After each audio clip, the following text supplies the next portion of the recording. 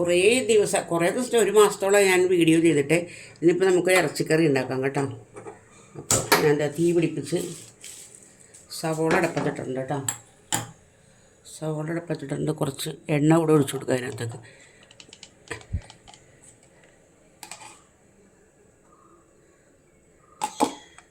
കുറച്ച് എണ്ണ ഒഴിച്ചിട്ടുണ്ട്. അപ്പോൾ അതൊന്ന് മൊരിയിട്ടിട്ട് അവിടെ ഇരുന്ന് കാണാൻ പറ്റുമല്ലോ അല്ലേ നന്നായിട്ട്. ഇത് ട്രൈപോഡ് ഒരെണ്ണം ഓർഡർ കൊടുത്തിട്ടുണ്ട് വേറെ. അത് വന്നാലേ ഇനി ശരിയാകത്തുള്ളൂ. സവാള മൊരിയുന്ന സമയത്തിന് ഞാൻ ഇവിടെ കുറച്ച് പച്ചമുളക്, ഇഞ്ചി, പിന്നെ ചുവന്നുള്ളി, വെളുത്തുള്ളി എല്ലാം കൂടെ ഞാൻ ചതച്ചെടുത്തിട്ട് കേട്ടോ.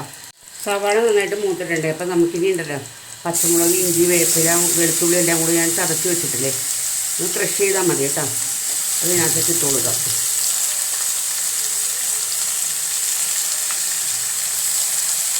ഇത് നന്നായിട്ട് മൊരിയട്ടെ. നന്നായിട്ട് മൊരിയണ്ട, ഒന്ന് വാടി കിട്ടിയാൽ മതിയേ. അത് കുറച്ച് ഉപ്പിട്ട് കൊടുക്കാം.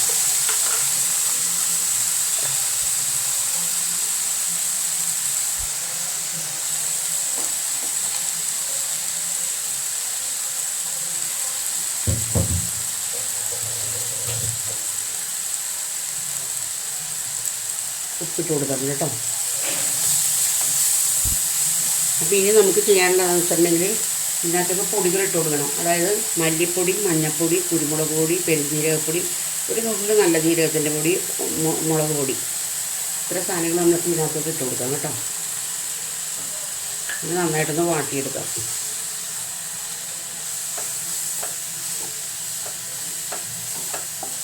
ഇത് ഒന്ന് പച്ചമണം മാറിക്കഴിയുമ്പോഴത്തേക്ക് നമുക്ക് ഇതിനകത്തേക്ക് ഇറച്ചി ഇട്ട് കൊടുക്കാം. ബീഫാണ് കേട്ടോ.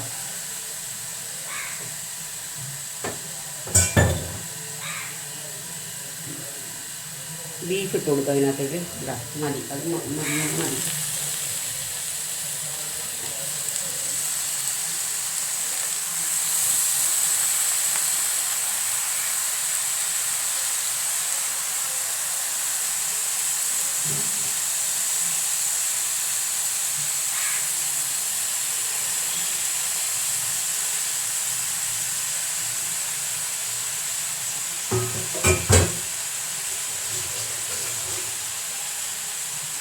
ഇത് നന്നായിട്ടൊന്ന് ഇളക്കണം കേട്ടോ. ഇത്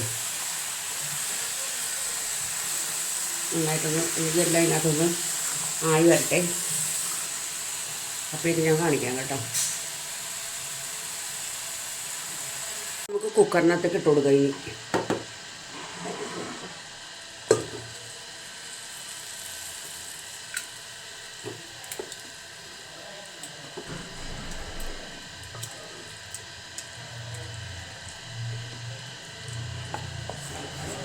ഞാൻ പറയാറില്ല, ഞാനെപ്പോഴും പലപ്പോഴും പല രീതിയിലാണ് വെക്കുന്നത്. ഒരു പ്രാവശ്യം വെക്കുന്ന പോലെ ആയിരിക്കില്ല അടുത്ത പ്രാവശ്യം വെക്കുന്നത്. എനിക്കൊരു തോന്നലുകളാണ് അങ്ങനെ വെക്കാം ഇങ്ങനെ വെക്കാമെന്നുള്ളത്. അതിന് ടേസ്റ്റ് കുറവൊന്നും ഉണ്ടാവില്ല കേട്ടോ. സംഭവം അടിപൊളിയായിരിക്കും. ഇനി ഇതിനകത്തേക്ക് കുറച്ച് വെള്ളം ഒഴിച്ചു കൊടുക്കാം. നമുക്ക് ചൂടുവെള്ളമൊന്നും ഒഴിക്കേണ്ട. ഞാൻ ചൂടുവെള്ളം ഉണ്ടാക്കിയില്ല, മറന്നുപോയി.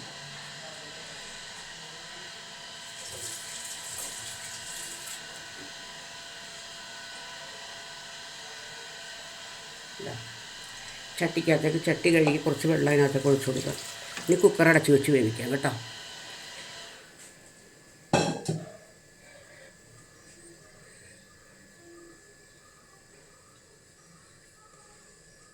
നമുക്ക് കുക്കർ അടച്ച് വെച്ച് വേവിക്കാം. ഒന്ന് ഇളക്കിയിട്ടെ.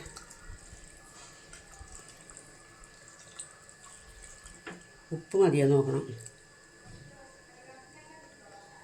ഉപ്പ് പോരാ, ഉപ്പ് കുറച്ചും കൂടി ഇട്ട് കൊടുക്കണം.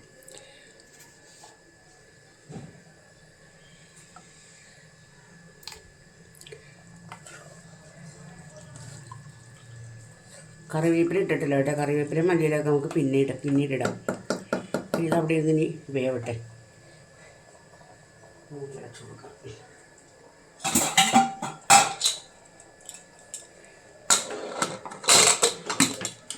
ഇതൊരു 8-9 വിസിലെങ്കിലും കേൾക്കണം ശരിക്കും, എന്നാലേ വേവുള്ളത്. അപ്പോൾ അതവിടെ നിന്ന് വേവട്ടെ. ഇറച്ചിയെല്ലാം വെന്ത് ഞാൻ 3 പാത്രത്തിനകത്താക്കി മാറ്റി വെച്ചിട്ടുണ്ട്. കുറച്ച് ഉച്ചക്കത്തേക്ക് ഫ്രൈ ആക്കാനായിട്ടാണ്. ബാക്കി ഇതാ എടുത്ത് മാറ്റി വെച്ച് പിന്നെ കുറച്ച് ആ വെള്ളവും എല്ലാം കൂടി ഉള്ളതിന് അരപ്പെല്ലാം കൂടി ഉള്ളത് അത് ഞാൻ കപ്പയിട്ട് വേവിക്കാൻ പോകണേ.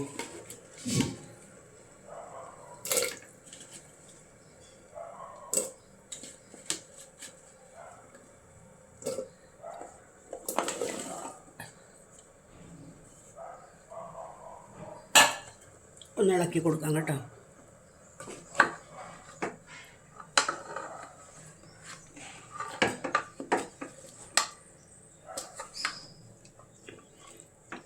വെള്ളം പോരാണ്ട് വരുമ്പോൾ കുറച്ച് വെള്ളം ഒഴിച്ച് കൊടുക്കാം.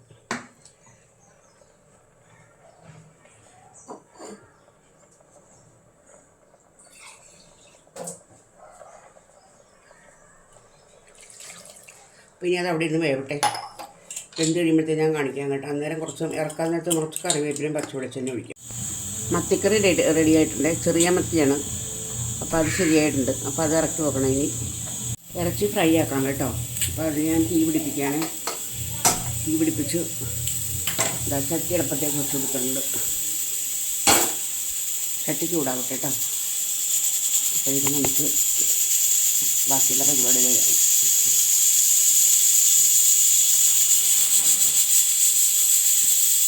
ചട്ടി ചൂടായി എണ്ണ ഒഴിച്ചിട്ടുണ്ട്. ഇനി നമുക്ക് സവോള, പച്ചമുളക്,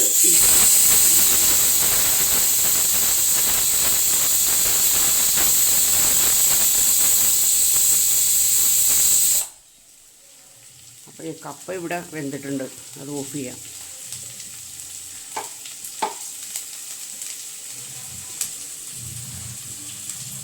ഈ ചേരുവകളെല്ലാം മുരിഞ്ഞിട്ടുണ്ട്. അപ്പോൾ നമുക്കിനി ബീഫ് ഇട്ട് കൊടുക്കാം.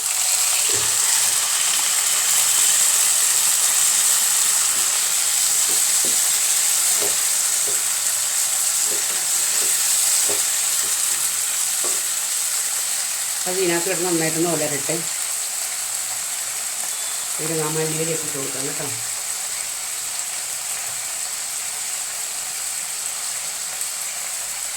മല്ലിയില ഇട്ട് കൊടുത്തിട്ടുണ്ട്. ഇനി കുറച്ച് കുരുമുളക് പൊടിയും കൂടി ഇട്ട് കൊടുക്കണം ഇതിനകത്തേക്ക്.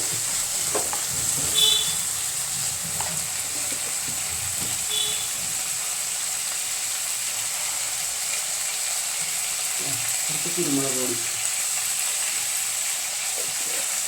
ഇനി ഒരു ടേസ്റ്റിന് വേണ്ടിയിട്ട് പെരുംജീരകമൊക്കെ ഇട്ടിട്ടുണ്ട്. എന്നാലും കുറച്ച് പെരുംജീരകം കൂടി ഇട്ട് കൊടുക്കാം കേട്ടോ.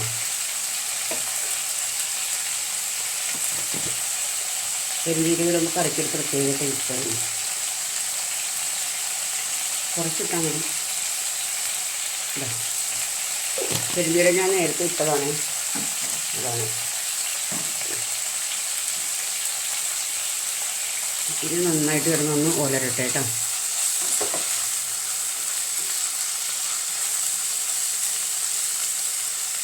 ഇതിനകത്തെ വെള്ളമെല്ലാം വറ്റി കഴിയുമ്പോൾ നമുക്കിത് കാണാം. ബീഫ് ഫ്രൈ റെഡിയായേ. ഇത്രയും മതി. അപ്പോൾ നിങ്ങൾക്കെൻ്റെ വീഡിയോ കൊണ്ട് ഇഷ്ടപ്പെടുകയാണെന്നുണ്ടെങ്കിൽ ലൈക്ക്, കമൻറ്റ്, സബ്സ്ക്രൈബ് ചെയ്യണം കേട്ടോ. പ്ലീസ്.